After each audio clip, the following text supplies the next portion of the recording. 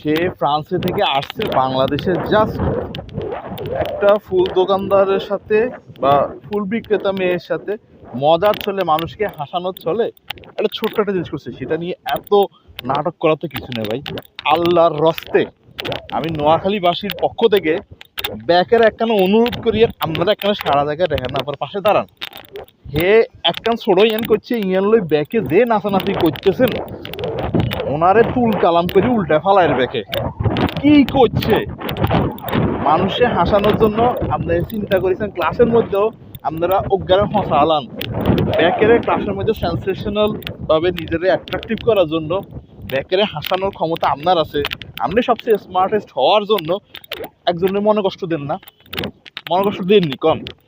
ঠিক তেমনই এই যে মানুষকে এন্টারটেইন করতে যাইয়া দেখা গেছে কি আরেকজনের মনে কষ্ট চলে যায়, আরেকজন একটু মনে কষ্ট হাই যায়। এইটার লাগে এত বড় জাতীয় ইস্যু বানাই ফেলাটা, বেচারি এতদিন পরে বাংলাদেশে আসছে একটু ঘুরার জন্য, সে অবস্থাতে এটা করাটা উচিত না। আল্লাহর রাস্তায় এটা ক্ষমা দেন, বেচারির মতো থাকতে দেন। আমি এখানে তার কোনো দোষ দেখি না।